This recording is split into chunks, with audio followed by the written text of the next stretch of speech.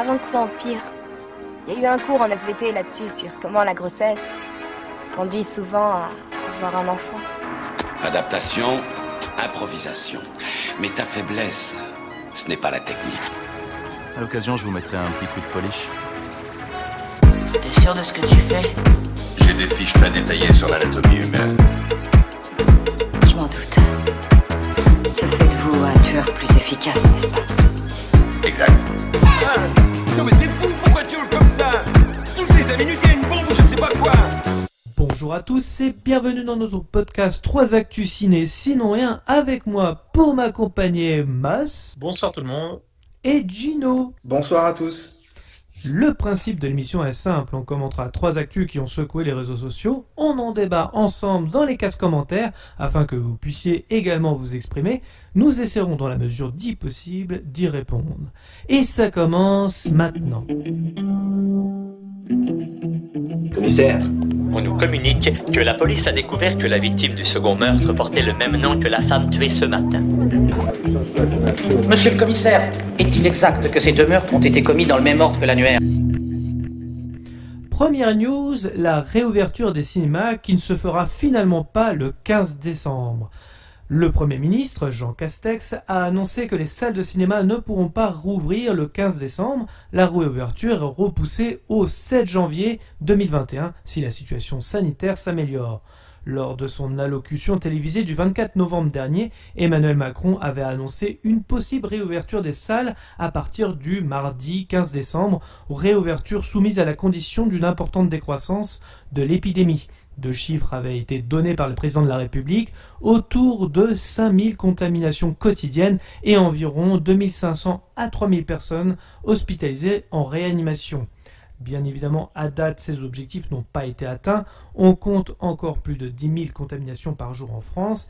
Il a donc été décidé de décaler de 3 semaines la date initiale de réouverture des cinémas, soit le 7 janvier 2021, au plus tôt si la situation sanitaire le permet.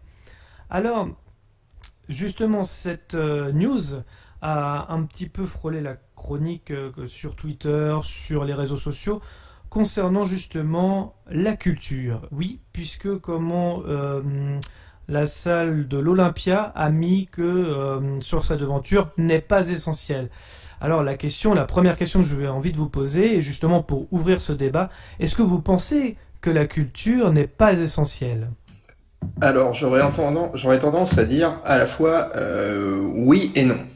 Je vais dire oui pour qui est le plus petit des points à aborder.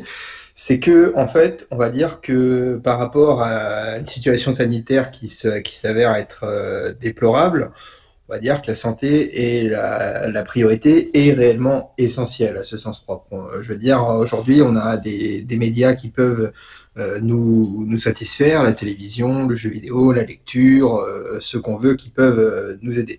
Cependant, pour moi, la culture, donc là, pour la réponse au oui, qu'elle est essentielle, c'est que pour moi, on ne doit pas brider l'accès à cette culture. Et je pense que le cinéma, notamment, qui est le cadre de notre podcast, les salles de cinéma sont quand même, ou les théâtres, sont quand même des lieux où on est là pour se divertir, et se divertir dans cette situation assez morose, c'est quand même quelque chose qui me paraît être nécessaire, notamment pour lutter contre la morosité des personnes, la morbidité de la situation, et ça donne toujours un peu de baume au cœur. Donc c'est par ça que je dis oui et non. Je relativise par rapport à la situation médicale, sanitaire actuelle, et oui, pour le fait que cette culture est essentielle pour s'aérer l'esprit. Moss, qu'en penses-tu ? Gino, je crois que tu as dit morbidité ambiante. Tu voulais dire morosité, non ? Ouais, même si c'est morbide aussi. Hein. C'est la situation est morbide, mais tu m'as compris. Donc si tu m'as compris, j'ai bien compris. Vu ton niveau intellectuel, si tu m'as compris, les auditeurs comprendront. Oui, ça va, exactement.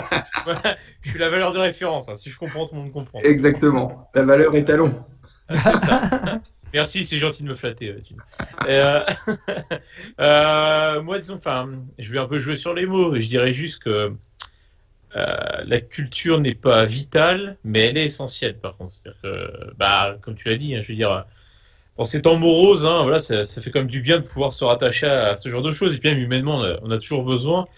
Mais au-delà de ça, c'est que c'est essentiel aussi, surtout sur le secteur, sur le plan économique, évidemment, parce que ça fait vivre des milliers et des milliers de personnes.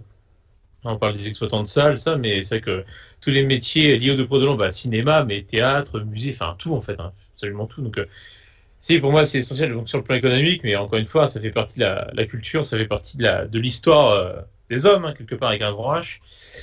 Et on a besoin de ça, quoi, genre pour subsister. C'est donc pas vital parce que c'est pas un besoin primaire dans l'absolu, mais bon, comme là, la situation, bah, pour tout le monde, on l'a subi de plein fouet. Elle dure, on ne voit pas le bout du tunnel et bah, au bout d'un moment, voilà, que ce soit pour les gens qui en vivent ou les gens qui en bénéficient, hein, comme tout à chacun, bah, ça devient un peu pénible. Et moi, je trouve ça, bah, c'est forcément triste, hein, forcément que ça ne rouvre pas. Mais bon, bah, écoutez, hein, moi, j'espère qu'en tout cas, on va trouver une issue rapide et puis surtout durable, hein, parce que bon, l'épidémie, c'est une chose, mais comme plein de pans de l'économie, plein de secteurs, ça peut pas durer comme ça éternellement. Donc pas vital, mais essentiel quand même. Ouais, le terme que tu emploies là-dessus pour préciser la pensée, j'aurais pas mieux défini. Comme tu dis, c'est pas vital, mais en effet, elle est essentielle. C'est dans cette proportion-là que je voulais le signaler. Mais c'est vrai que je suis répondu bêtement à la question est-elle essentielle? Et c'est pour ça que je mettais ce oui ou non. Mais le sens de ta réponse convient parfaitement à ce que je voulais annoncer. Tout à fait. De toute façon, le principal, c'est l'essentiel. N'oublie pas. Exactement. Dédicace à 2 anciens profs. Qui seraient fiers de nous aujourd'hui. Nous maîtrisons la langue française. Et c'est vrai que ça a fait beaucoup réagir sur Twitter, sur le côté, voilà, est-ce que la culture est essentielle? Beaucoup ont dit que non, justement. La question fait forcément débat. Beaucoup de personnes influencées par le courant de droite ont cru bon de réagir en indiquant que le travail restait essentiel et une priorité avec la santé. Bien évidemment, le sujet est bien plus complexe si on prend en compte que caissiers, projectionnistes, organisateurs, acteurs, techniciens, intermittents, bref, l'ensemble de la profession reste également un travail pour beaucoup. Donc finalement, les personnes qui en vivent, c'est également essentiel. Dire que le cinéma, le théâtre, la danse, la musique, la littérature, c'est oublier que derrière cette industrie, beaucoup de personnes y travaillent également. Si la santé est essentielle, est incontestablement une priorité, il faut comprendre également que ceux qui souffrent en silence, dans ces professions que nous jugeons plus essentielles, ceux qui se sentent aussi oubliés, ceux qu'on ne regarde plus, ceux à qui on a tourné le dos, les jugeant sur leur utilité. Car oui, mesdames et messieurs, la culture, c'est bien évidemment ce qui nous fait sourire, voyager, rire, interpeller, dénoncer, critiquer, penser, réfléchir et nous donne parfois de l'amour. Si toutes ces sensations ne sont pas essentielles, elles sont importantes. C'est elle qui nous garde et nous transforme pas en produits aliénants. Bref, je voulais juste afficher mon soutien à la culture en général et bien évidemment mon soutien à toute cette industrie, mais aussi ceux qui sont touchés comme les restaurants ou les bars. Et j'ai envie de vous poser une autre question aussi, qui peut en découler. Est-ce que c'est pas un acharnement concernant certains secteurs d'activité? On parlait du cinéma, mais aussi les restaurants, bars ou même théâtre. En fait, est-ce que c'est un acharnement? Le mot est peut-être fort, ouais. On peut le penser. Pour appuyer le propos que tu indiquais en termes de soutien de la filière du spectacle, de la culture, ce genre de choses, ça me fait penser à une interview de Jérémy Ferrari que j'ai entendue où il expliquait que lui, de son côté, à titre personnel, lui, il n'aura pas le souci de garder sa maison, par exemple, ce genre de choses, mais lui, il pense par exemple à tous les techniciens, toutes les personnes qui interviennent dans le cadre de son spectacle ou pour ces personnes, la situation est plus complexe que la vedette qui est sur scène ou sur un plateau de cinéma, par exemple. Oui. Je pense que sa réflexion met en évidence un peu ta question où tu parles de l'acharnement. Je pense que dans certains cas, des personnes qui, bien évidemment, pour elles, c'est leur métier, c'est leur profession. Donc nous, admettons que si nous, dans nos professions, dans les services ou dans l'industrie, ce genre de choses, on nous enlevait ce travail un peu comme on l'a fait pendant le premier confinement, ce serait compliqué parce que mine de rien, c'est vrai que le travail, il y a une importance dans le lien social, notamment, on va dire, et puis bah, c'est ça qui permet de payer tes factures. Et notamment, mais je trouve qu'en effet, les cinémas, les bars, les restaurants, les théâtres, c'est quand même un point aussi où je trouve, à titre personnel, au même titre que le sport, que ce genre d'endroits recevant du public sont également des facteurs d'amélioration de la santé mentale. Donc, et ça, c'est un tout, la santé mentale qui va avec la santé physique dans ce genre de situation. Je crois que beaucoup de médecins commencent à tirer, même l'ont déjà fait par le passé, tirer la sonnette d'alarme sur les dépressions qui seraient collatérales à cette situation du Covid, les tentatives de suicide qui pourraient en découler pour les personnes qui notamment étaient des entrepreneurs ou des personnes qui ont des difficultés.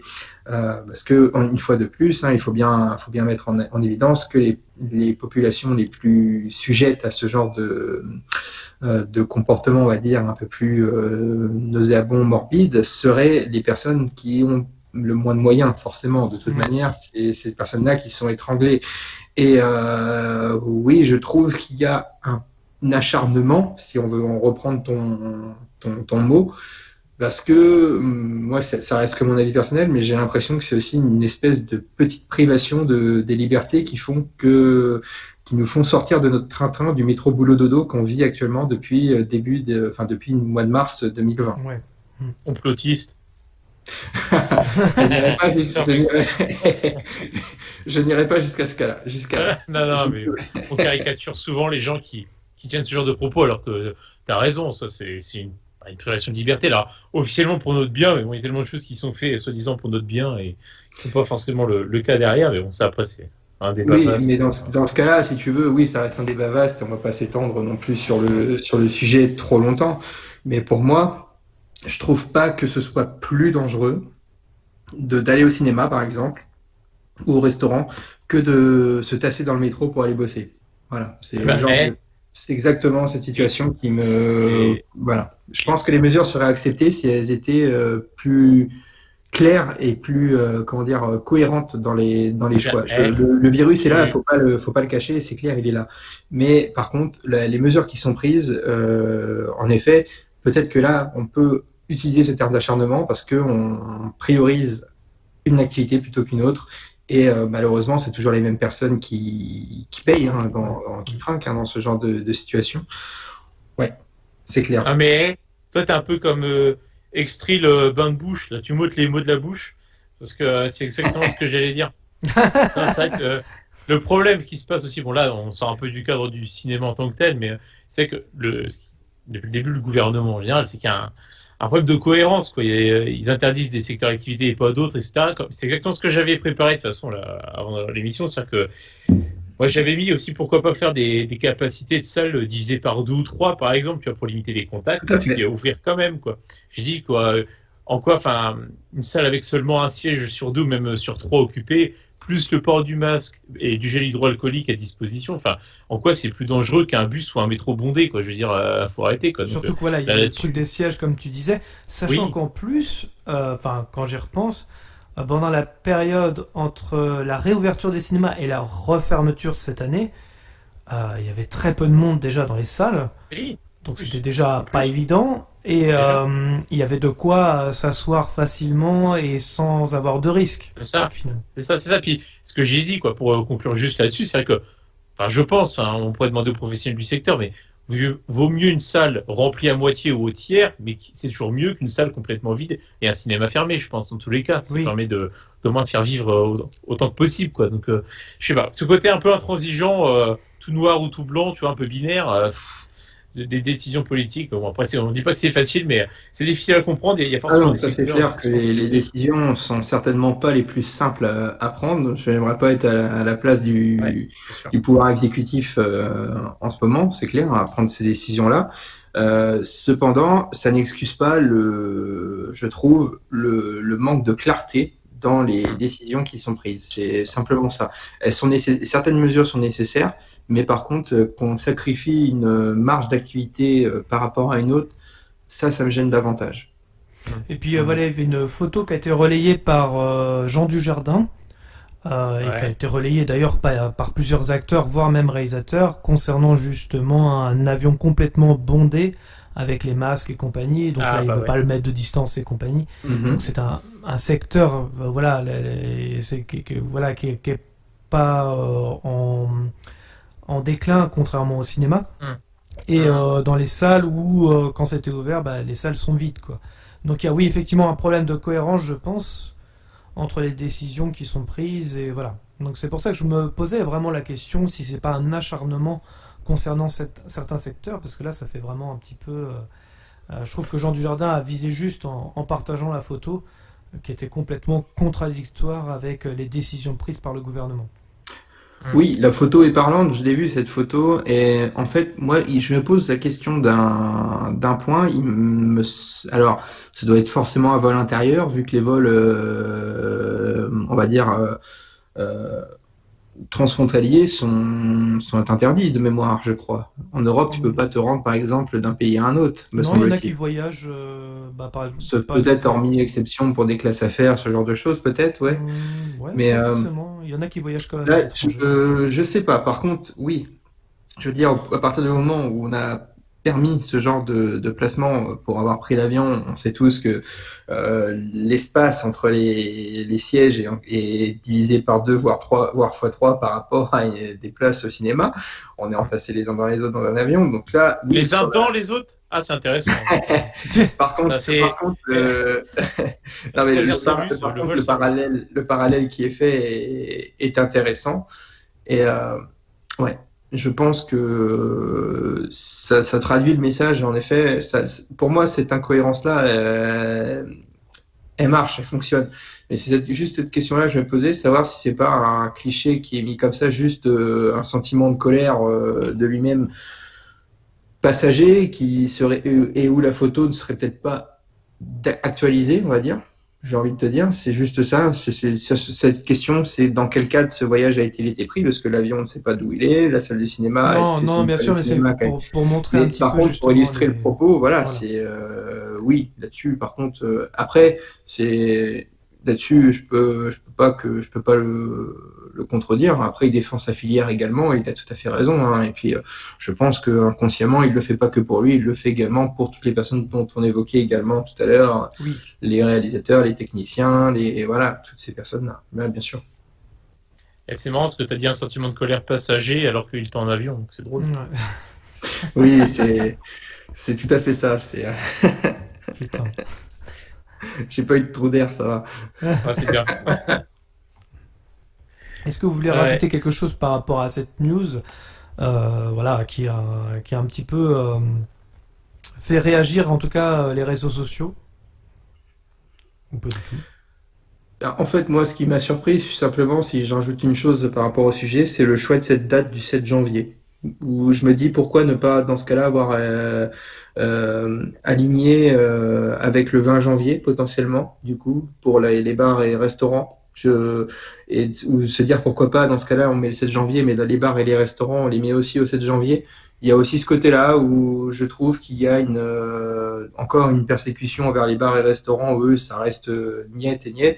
Il y a encore une tolérance pour les cinémas et les théâtres, les centres les Sachant centres qu'on ne sait toujours de pas, culture, même le les 7 centres janvier, culturels. si ça va être Bien réouvert. sûr, tout à fait. Même pour tout à les fait. bars au 20 janvier, on ne sait pas. Bien sûr, mais en fait, c'est pour moi, ça fait toujours partie du manque de cohérence des décisions qui peuvent être prises, comme pour les pistes de ski, enfin les stations de ski, comme on le voit aujourd'hui. Ça, c'est peut-être la pire, ça c'est peut-être la pire, quoi. Tu vois, voilà, non mais c'est ce genre de choses que je comprends pas. Ça fait un peu penser comme entre les deux confinements. Qu'on a autorisé pour la finale d'une coupe de la Ligue ou d'une Coupe de France 1000 spectateurs dans un stade de France. Donc le stade de France, quand contient 80 000, tu te dis bah c'est bon, ils sont tranquilles, quoi. Ils ont 80 places chacun de dispo. Mais non, ils étaient tous parqués des 1000 dans un même endroit. Donc il y a aussi ce côté-là où je me dis bah les décisions elles sont prises des fois avec le cul, quoi. C'est pas croyable, quoi. Non mais voilà, c'est le dernier point. Mais c'est pour faire le parallèle sur le fait que voilà, cette date du 7 janvier m'a un peu surpris. Tant mieux pour les salles si ça ouvre le 7 janvier. Mais je trouve que c'est un manque encore de respect vis-à-vis, par contre, des restaurateurs et des patrons de bar, par exemple. Ok. Et encore, on parle pas du monde de la nuit qui, lui, sera... Ah bah lui, c'est encore pire. Voilà, c'est encore pire. Enfin voilà, c'était la partie. Et du coup, monsieur, tu voulais rajouter quelque chose, peut-être? Non, mais après, tu voulais continuer sur ta news sur Nicolas Bedos, peut-être, non? Bah, Ah, c'est pareil, oui, il y a eu Nicolas Bedos. Alors on peut rajouter ça effectivement, mais voilà, devant cette situation absurde, il y a eu Nicolas Bedos qui a décidé d'aller encore plus loin. Lui, il s'est fait remarquer avec ses coups de colère contre le gouvernement postés sur Instagram. Il a décidé en tout cas d'utiliser une autre technique pour partager ses idées. Il dit désormais tout le contraire de ce qu'il pense sur un second compte nommé Nicolas Bedos Faux cul. Alors comme ça c'est clair. Et donc le réalisateur du prochain OSS 117, Nicolas Bedos, a tenu à apporter tout son soutien au Premier ministre à l'aide d'une écriture inclusive volontaire maladroite. Alors il a déclaré « J'ai tout autant que vous envie de retourner au cinéma et surtout de voir les exploitants reprendre espoir. Mais je pense que Jean Castex aussi, il adore le cinéma. Je pense d'ailleurs qu'en privé ou quand il est vraiment tout seul, il parle magnifiquement de la culture, de Visconti ou encore de Gérard Houry. Et ce n'est pas de gaieté de cœur qu'il prend ses décisions, mais au lieu de se plaindre, il faut comprendre que c'est pour notre bien à tous, et surtout les individus les plus fragiles qui sont obligés de retirer le sens de nos vies. Car c'est bien joli, le sens de la vie, mais ce n'est pas non plus ça qui protège de la mort. Alors stop aux grincheux et bravo à nos capitaines. Alors, vous en pensez quoi justement de cette intervention ? Bah déjà, il cite Tal, le sens de la vie, c'est plutôt... Donc déjà, je trouve que c'est beaucoup de culture, c'est très bien. Bah écoutez, Nicolas Bedos, moi il me surprend pas, c'est dans son ADN de faire ceci. Bon, sans être un réel polémiste, on va dire au sens premier du terme. Je trouve que ça fait du bien d'avoir une personne qui va contrebalancer avec la bien-pensance. Alors après, il amène de l'eau à son moulin, il faut qu'il fasse parler de lui aussi, parce que s'il n'y avait pas OSS 117, on ne parlerait peut-être pas de lui actuellement médiatiquement, j'ai envie de dire, dans le monde de la culture. Voilà, hormis malheureusement le décès de son papa cette année qui s'en est allé, et on n'a pas, Nicolas Bedos, depuis qu'il a quitté, je crois, Ruquier à l'époque, on ne le voit plus beaucoup. Il a fait par contre un film remarqué avec La Belle Époque. Doya Tillier, La Belle Époque, ça c'était un film qui a bien marché, que si je dis pas de bêtises, ça a extrêmement bien marché, puis c'était très très bien en plus. Tout à fait, exactement. Donc mais je trouve que ça lui ressemble. Voilà, c'est du Nicolas Bedos, il est dans ce qu'il sait faire, donc je trouve qu'il dit des vérités aussi. Voilà. Après, c'est stylistiquement parlant, est-ce que ça apporte quelque chose? Je sais pas. Mais il y a des vérités, mais après, tout n'est pas à prendre au premier degré, bien évidemment. Il y a le côté un peu guignol, en fait, qui revient, le côté totalement... quand il fait un nouveau conte pour dire le contraire de ce qu'il pense et tout, c'est intéressant aussi. Justement, ça permet une autre critique, une autre caricature, finalement, du gouvernement. Oui, tout à fait. C'est assez osé, d'un sens. C'est pas quelque chose qu'on voit souvent de la part d'une personnalité publique, notamment. Et Meuse, toi, t'en penses quoi? Ouais, j'aime bien la démarche parce que j'adore le sarcasme, donc forcément je peux que aimer.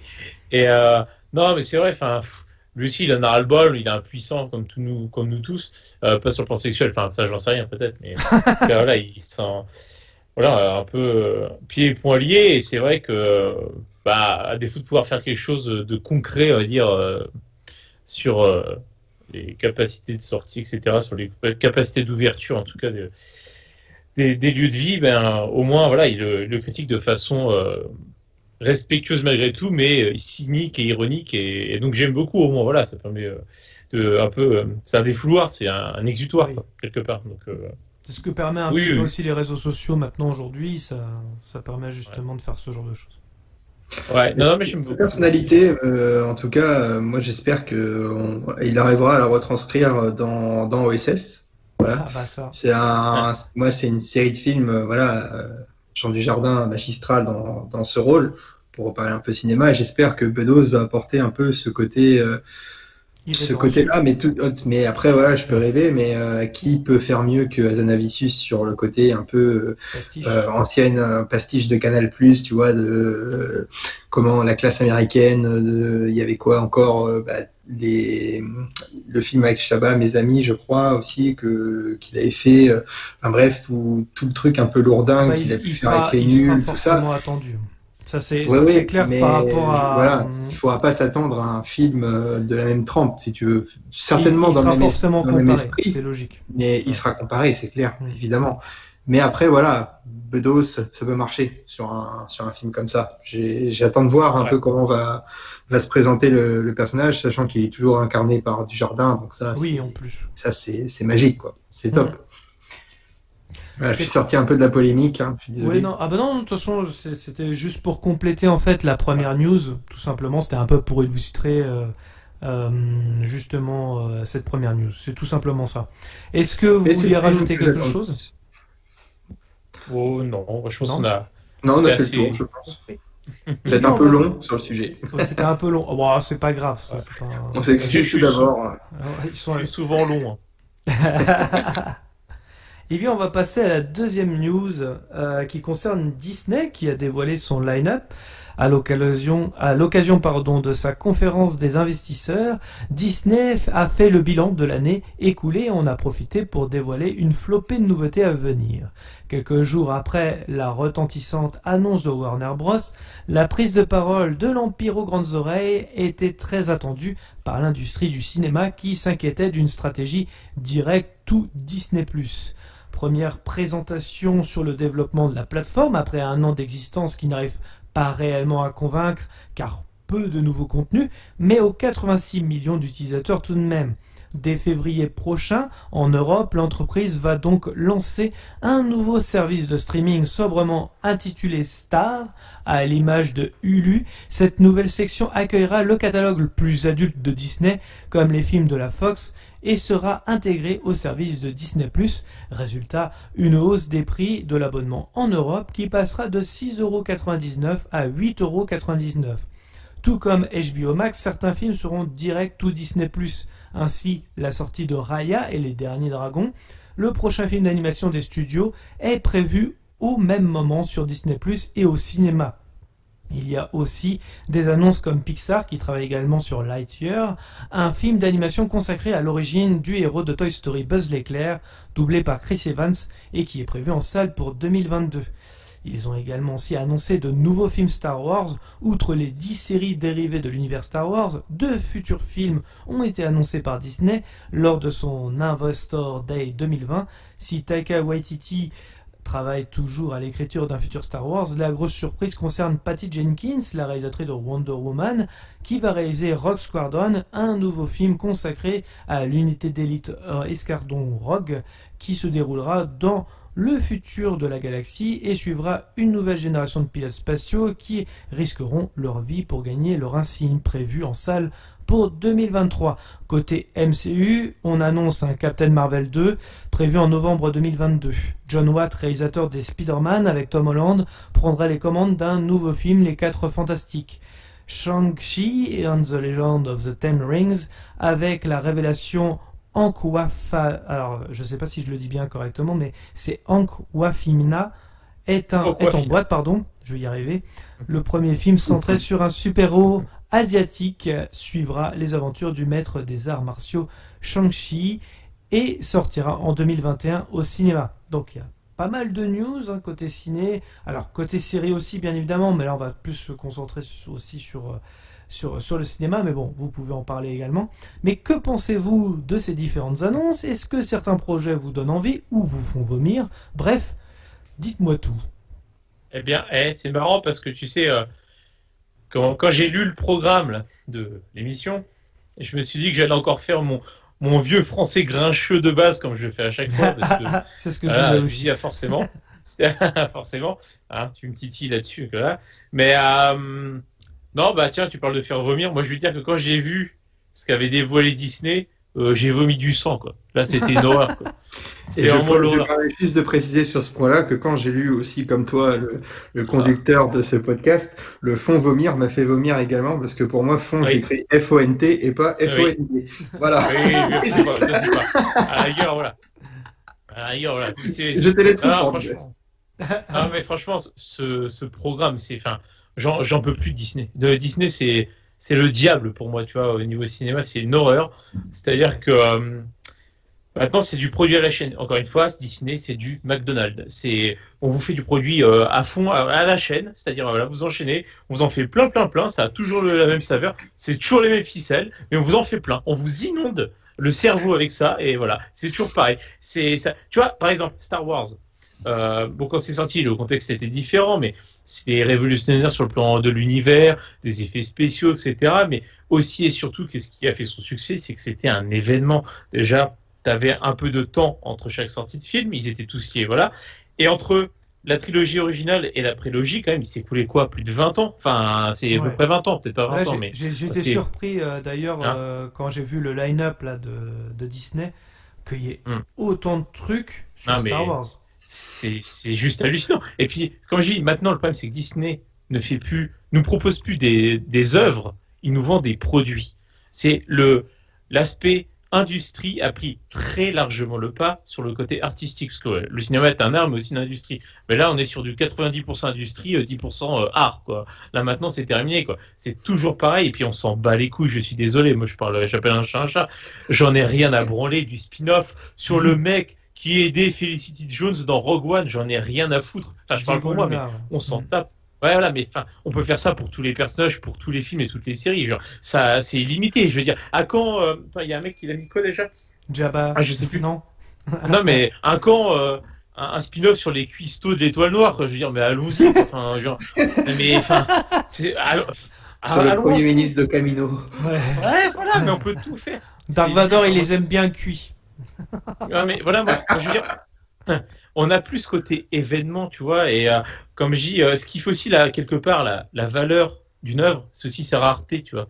Et là, être inondé comme ça tout le temps, ça m'intéresse pas. Pour reprendre ta comparaison, quand Disney annonce un Star Wars ou un Marvel, c'est comme quand McDo ressort le Big Tasty ou le double cheese. Pareil. C'est pareil. C'est exactement ça. La comparaison est plutôt pas mal. Parce que finalement, je t'ai coupé, mais t'avais pas fini. T'étais lancé, excuse-moi. Voilà.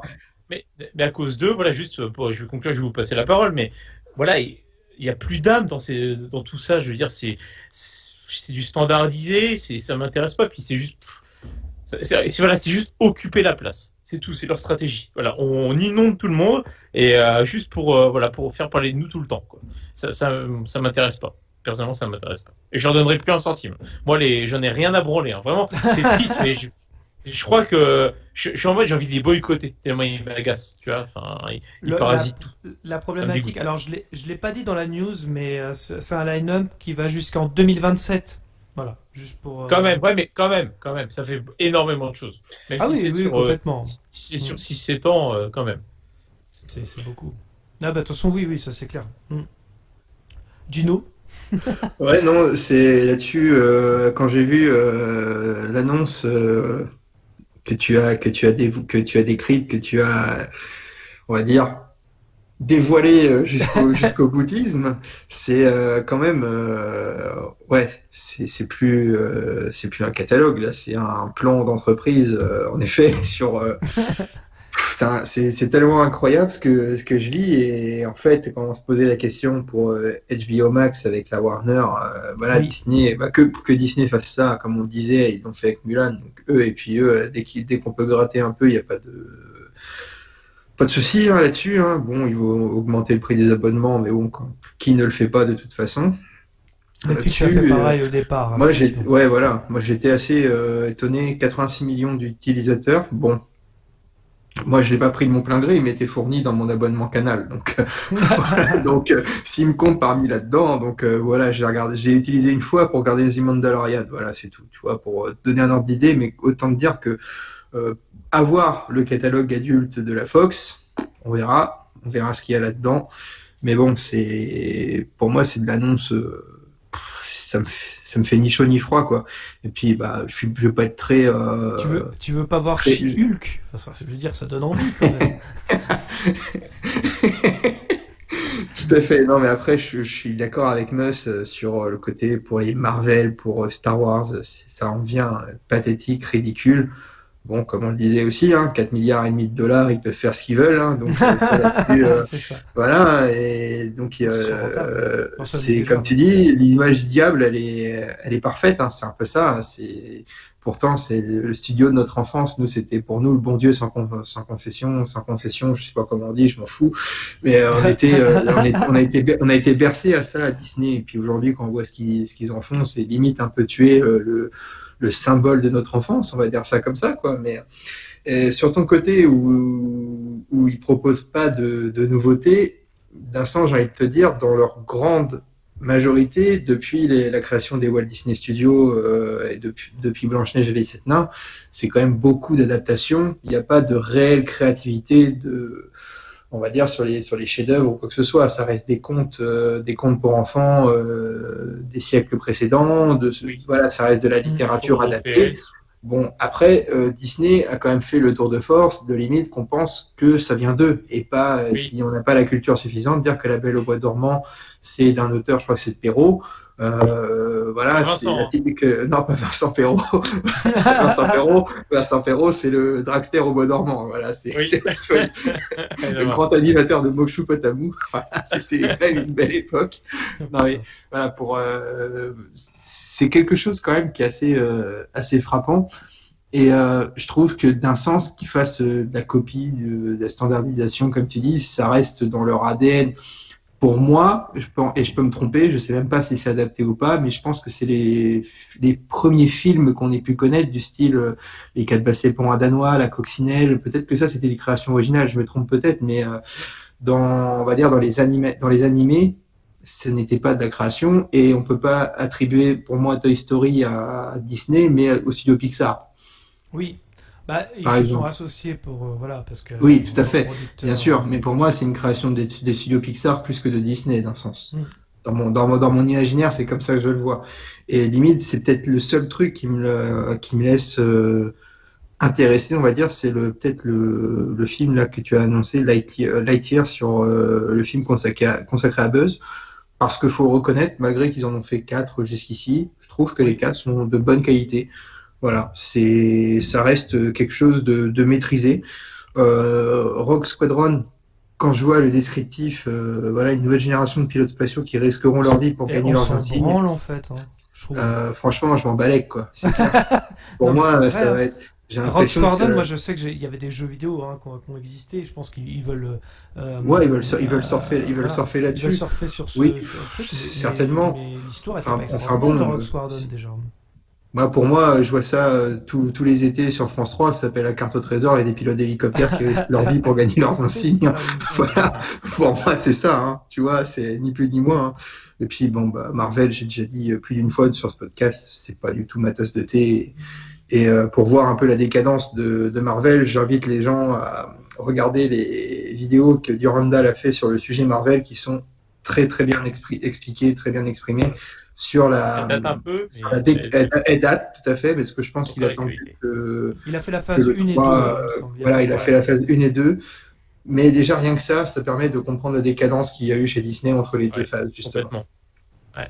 Ok. C'est vrai. Moi, c'est pareil. Certains projets, oui, comme la série Obi-Wan, même si je sais pas trop ce qu'ils vont raconter dedans. J'ai peur aussi d'avoir certaines incohérences qui n'existent pas. On nous promet un duel entre Dark Vador et Obi-Wan, alors certes, sur le papier, on se dit pourquoi pas, mais c'est oublier aussi une phrase de l'épisode 4 entre les deux anciens amis. Lorsque je vous ai quitté, j'étais votre apprenti, maintenant je suis le maître. Jack Ossiné sur Twitter m'indique, mais s'il s'agit d'un affrontement psychologique ou flashback, tout est possible. Eh bien, mon cher Jack, oui, c'est bien ce qui me fait peur. En effet, Disney, tout est possible, et pour l'instant, ils ajoutent beaucoup plus d'incohérences qu'autre chose. La série d'Ahsoka Tano, bien évidemment, je peux qu'être hypé, puisque c'est un de mes personnages préférés de Star Wars, et très content de voir Hayden Christensen revenir sur le devant de la scène. Hormis ces 2 projets, le reste me laisse indifférent, et le problème, c'est cette communication. Ce line-up, c'est d'avoir une overdose. Disney détient tout de même 25% du cinéma, et compte bien en profiter avec un budget illimité, et pourtant, ces projets m'indiffèrent au plus haut point. Le MCU semble avoir des projets ambitieux, comme le prochain Spider-Man, mais pour le reste, un Doctor Stranger, un Black Panther 2, désolé. Pour moi, ça n'envoie pas du rêve, hein, mais en réalité, je sais pourquoi. Oui, je sais pourquoi il s'agit de titres. L'événement nous montre des titres, des projets de pub, où c'est taillé pour Disney+, full streaming. Les films de cinéma sont devenus des épisodes de séries, et les séries seront des compléments aux films de cinéma. Les différents hypes créés sur le net ne sont simplement que des pubs géantes, comme des grands panneaux que vous voyez en voiture, un titre, une marque, en fonction de l'univers que vous adorez. Mais ouais.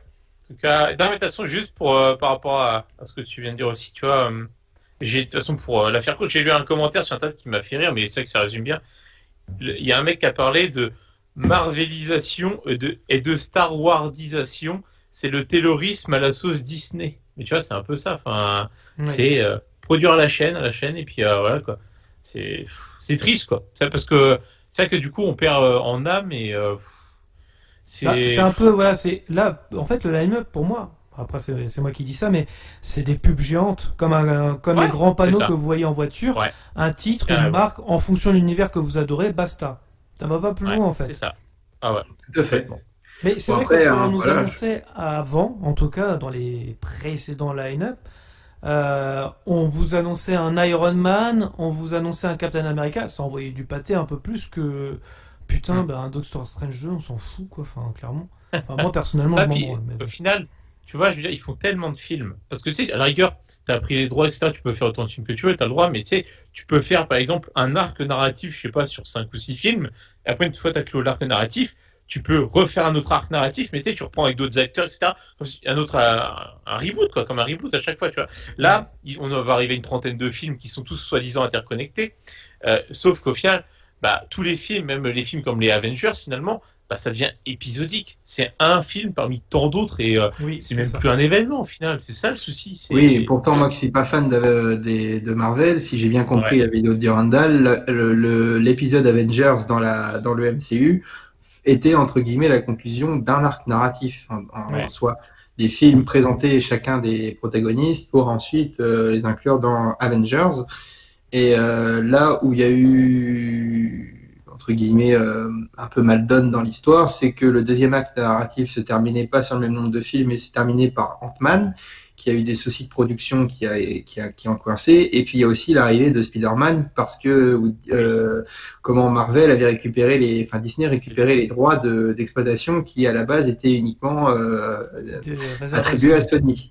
Tout à fait. Donc je pense qu'ils se sont tirés une balle dans le pied aussi dans cette construction de l'univers, quoi. Tout simplement vouloir en refourguant.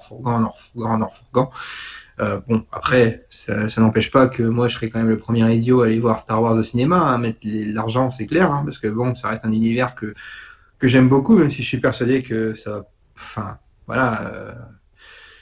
Dans mon fort intérieur, j'ai espoir que ce soit un Rogue One, on va dire, dans le terme narratif, dans la réalisation du film, dans ce qui était bon, plutôt qu'un épisode comme on a pu voir. Et d'ailleurs, je fais une parenthèse là-dessus, je sais pas si c'est de l'ironie ou pas, mais j'ai vu un YouTuber qui a fait une vidéo d'une demi-heure sur pourquoi Star Wars 9 est un succès incompris, quoi. Est un chef-d'œuvre incompris. Je sais pas si c'est de l'ironie ou pas, mais il faudrait que je regarde ça parce que là, moi, j'espère. J'espère que c'est de l'ironie, parce que sinon, bon, c'est peut-être un Disney, comment dire, un Disney maniaque,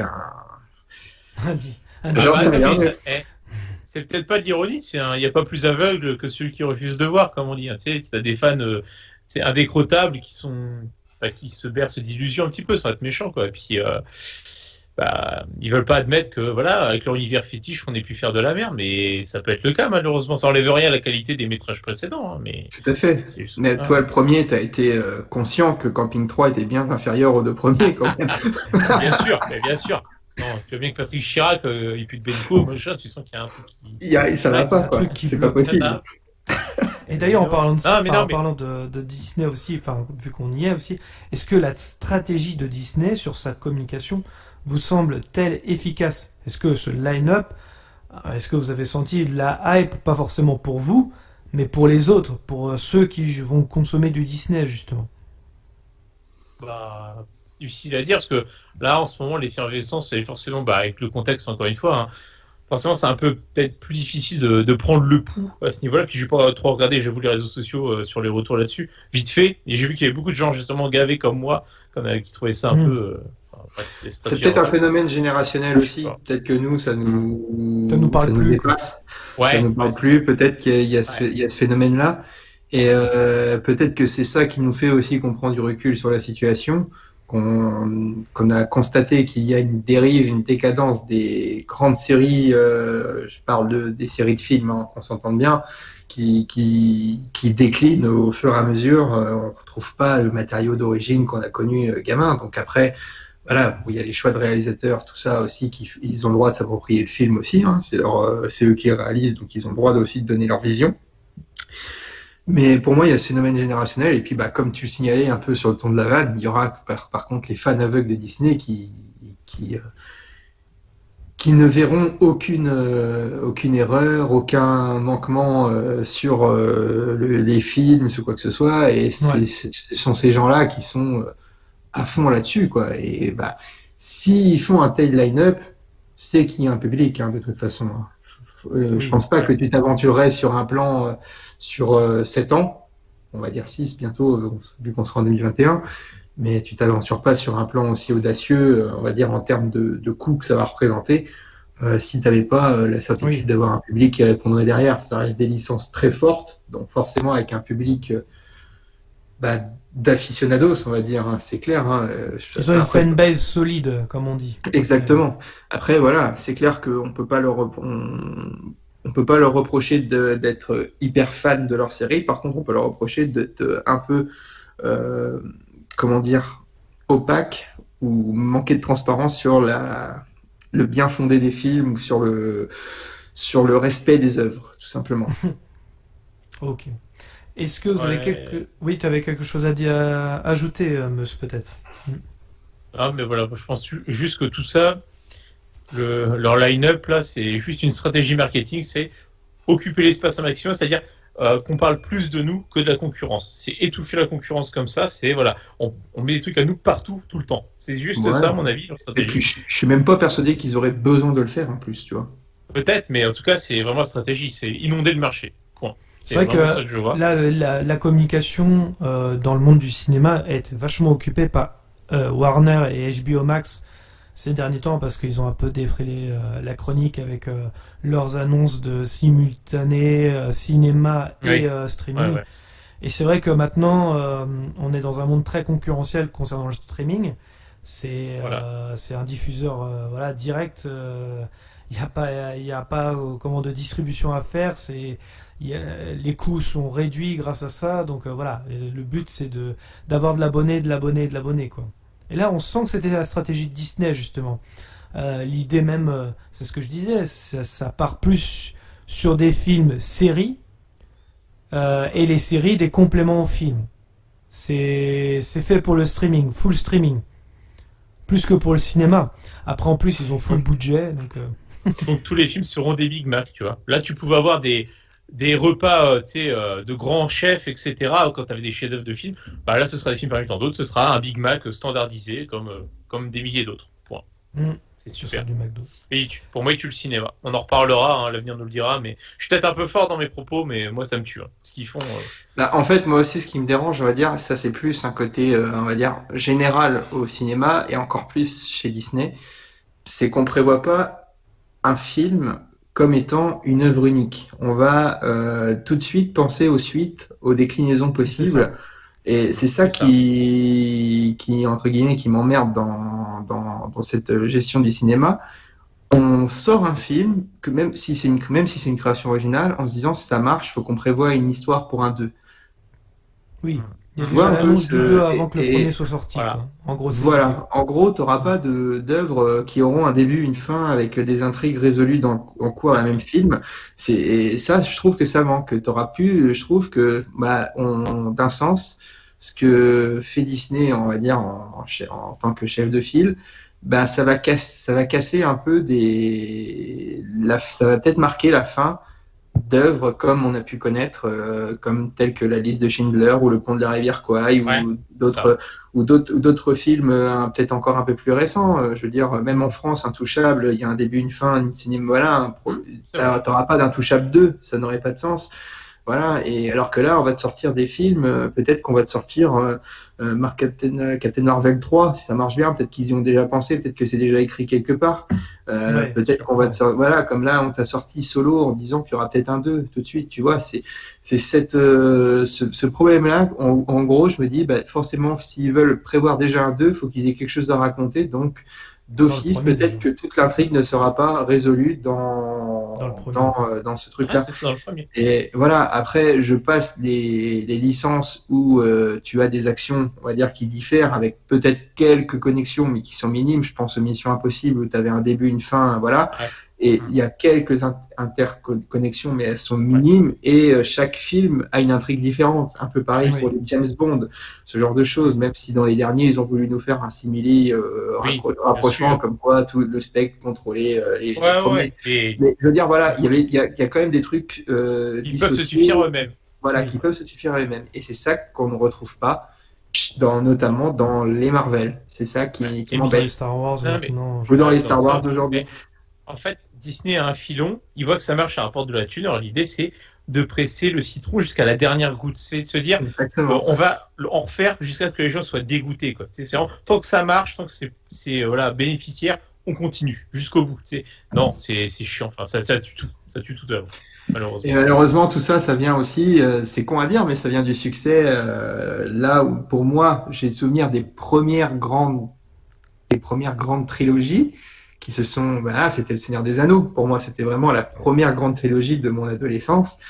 Oui. Et ça a fait un carton. Et donc, forcément, nous, on était la nouvelle génération, parce que autant à l'époque, on sortait, je sais pas, un Star Wars, parce que Star Wars, à l'époque, c'était la prélogie. L'Empire contre-attaque, la prélogie, c'est sorti tous les 3 ans. Et à la base, en gros, la fin du Nouvel Espoir pourrait très bien suffire à elle-même. En gros, tu vois, la problématique est résolue, ce genre de choses. Donc, c'est ce succès qui a conduit après à sortir un 2 puis un 3. Voilà, et quand tu sortais un Rambo à l'époque, tiens, tu te dis Rambo, le premier il avait marché, on va l'emmener, on va faire un 2. Bon, ça suffit à lui-même si tu veux. Le Seigneur des Anneaux, il y a une trilogie qui était voulue. Techniquement, Jackson, il a fait le nécessaire pour faire ça. Ça a cartonné, ça a marché. On a commencé à s'emparer de la littérature comme ça. Donc, Le Seigneur des Anneaux et Harry Potter, qui sont quand même les 2 grandes franchises des années 2000 et qui sont quand même les franchises importantes de notre génération de trentenaires, parce que nous, on était dans notre tranche de 10 à 20 ans. Oui. Ce sont les films qui nous parlent, nous, notre génération.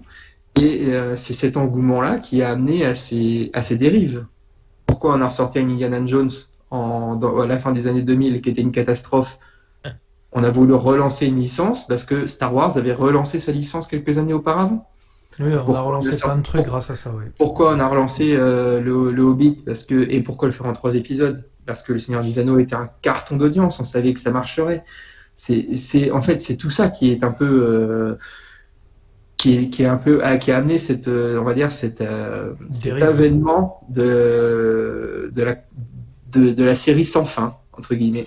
Et là, comme on s'est approprié la littérature avec Tolkien ou J.K. Rowling, là, on s'est approprié les comics et on a fait n'importe quoi. Voilà. Enfin bon, un sujet qui déchaîne les passions. Après, je m'en doutais un petit peu, je l'ai fait un peu exprès aussi, que dès que j'ai vu le line-up, j'ai fait là, c'est obligé. On s'excuse, mais ce podcast sera certainement un peu plus long que les autres, mais c'est vrai que les débats de ce soir sont animés et c'est très bien. C'est long, c'est bon. Et du coup, on en vient à la 3e news qui, voilà, on parle encore et on continue sur une production Disney, puisqu'on l'a appris cette semaine, ou en tout cas il y avait quelques rumeurs, mais il l'a confirmé. Christian Bale jouera le prochain méchant dans le film Thor. Christian Bale incarnera le terrible Gore, le massacreur de Dieu, méchant de Thor, Love and Thunder, que réalisera Taika Waititi. Comme Ben Affleck ou Michael Keaton avant lui, Christian Bale rejoint donc la liste des interprètes de Batman qui se seront illustrés chez Marvel. Le héros de la trilogie The Dark Knight de Christopher Nolan sera bien au casting de Thor, Love and Thunder, signé Taika Waititi et dont la sortie est prévue le 9 février 2022 dans les salles françaises.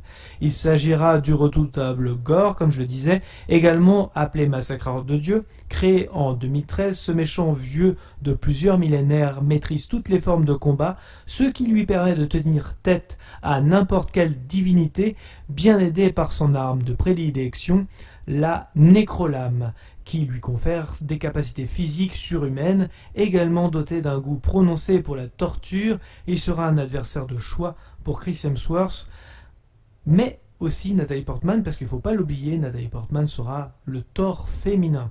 Alors, déjà, la question, ça a été annoncé il y a un petit moment déjà pour Nathalie Portman. Oh mon Dieu. Que pensez-vous de Christian Bale en méchant? Que penser de Christian Bale en méchant? Honnêtement, tu sais quoi répondre, Thomas?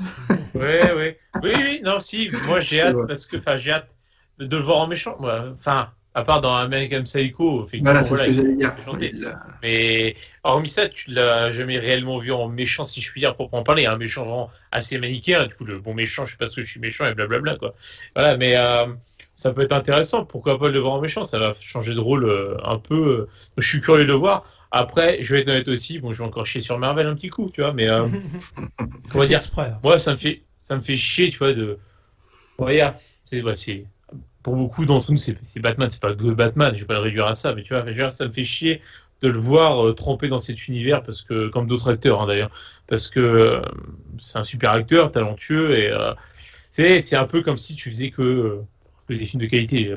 J'ai pas toute sa filmographie en tête, il a peut-être fait des films moyens ou mauvais, mais en tout cas faire globalement des bons films, et là participer à un film par exemple, qui était pas très très bon. Ouais, mais bon, après c'est le budget de ça, enfin bon, on va pas refaire l'historique du film, mais voilà, on peut toujours trouver des petites tâches par-ci par-là chez tout le monde, mais ce que je veux dire, c'est que tu vois, il a maintenant une carrière, il a plus rien à prouver, et qui viennent là-dedans, bon, peut-être c'est le côté amusement, mais bon, lui c'est quand même un acteur assez rigoureux, assez exigeant avec lui-même et avec les autres, qu'il aille là-dedans, tu vois, bon, je sais pas, je suis curieux de le voir en méchant, mais en même temps, ça me fait chier de le voir dans Marvel, quoi, tu vois. Je me dis, bon, tu vois, je sais pas trop. Je suis un peu mitigé, voilà, donc après, on verra. J'irai quand même le voir, tu vois, c'est peut-être un des seuls Marvel que j'irai voir, juste pour une raison, c'est que Thor 3, qui était déjà réalisé par Taika Waititi, était un bon divertissement, tu vois, décomplexé. Il faisait des t-shirts Waititi aussi avant, je crois. Ouais, exactement, des années 90. Et, effectivement. Mais donc voilà, je pense que ce sera un bon divertissement, certainement, dans la lignée du 3e. Donc à voir, mais voilà.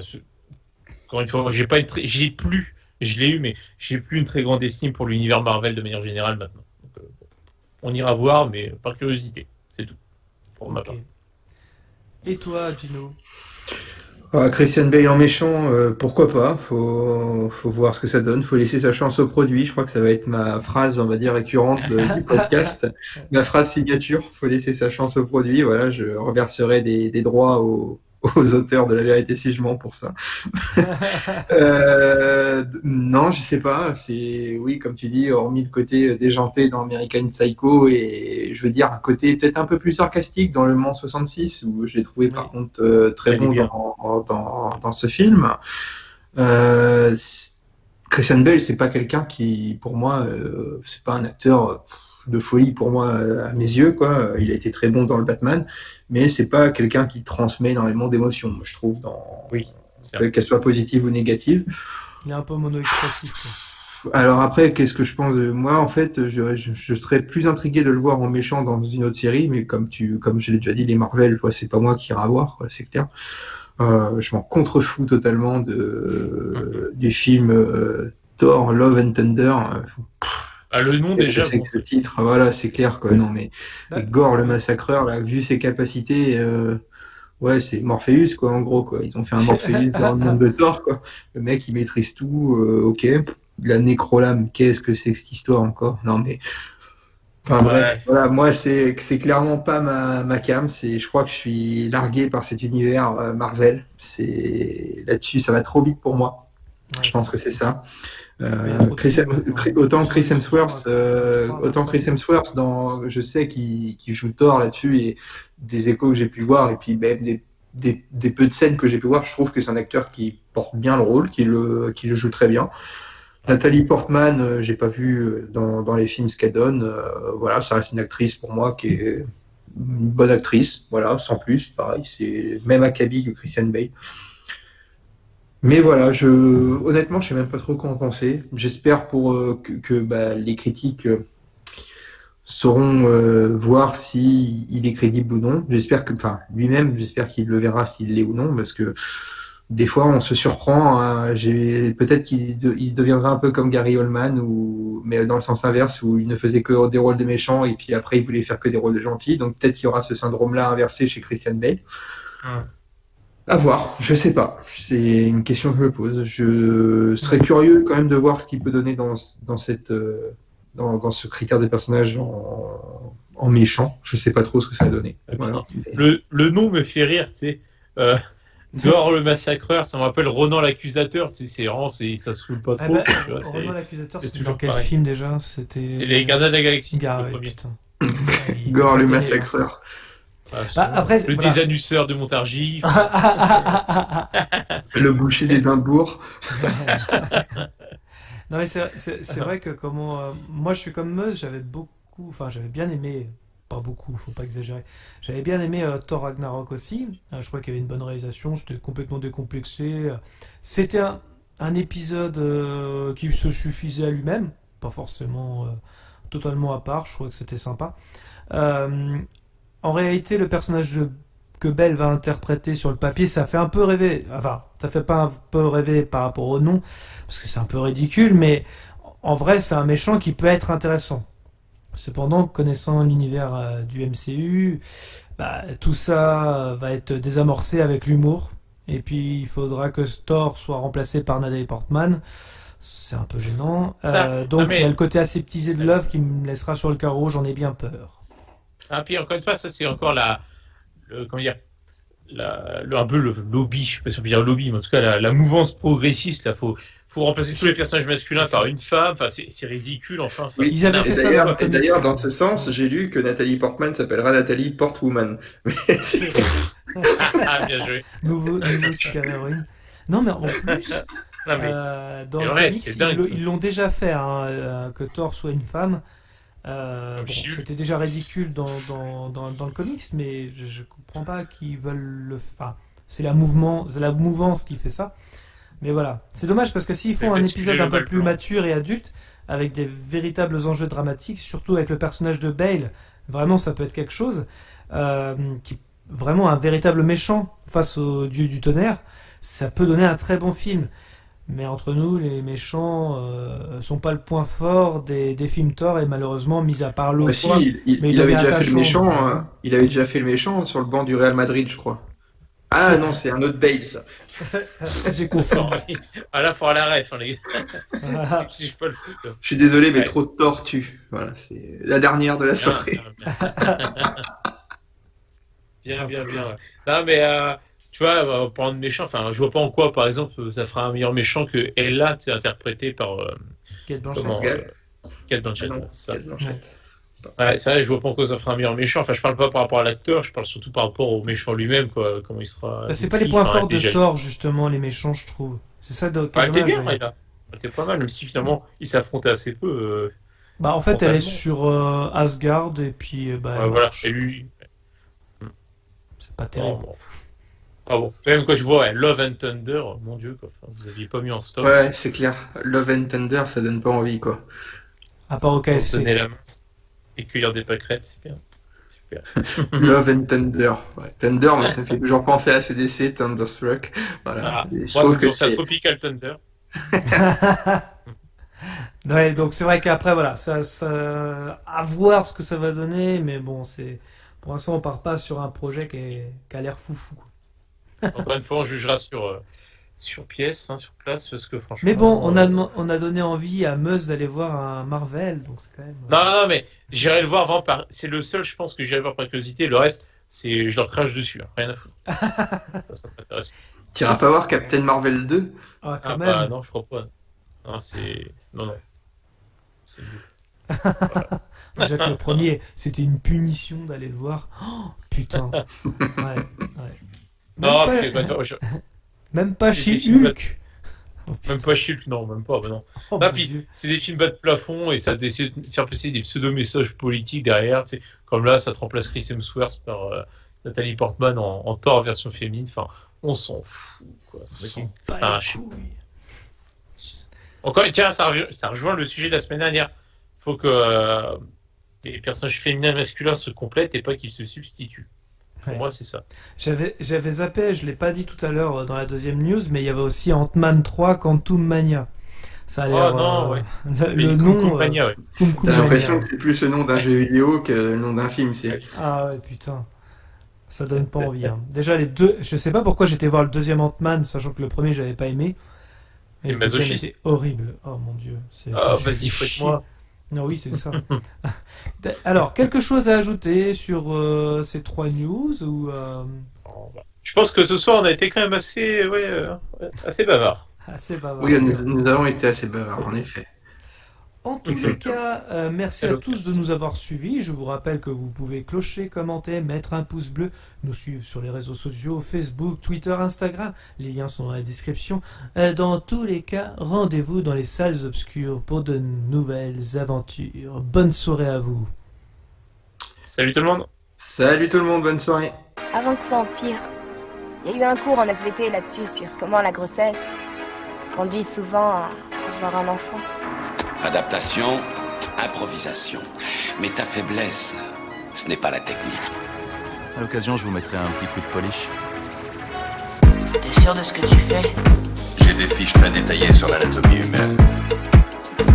Je m'en doute. Ça fait de vous un tueur plus efficace, n'est-ce pas? Exact. Non mais t'es fou, pourquoi tu hurles comme ça? Toutes les 5 minutes,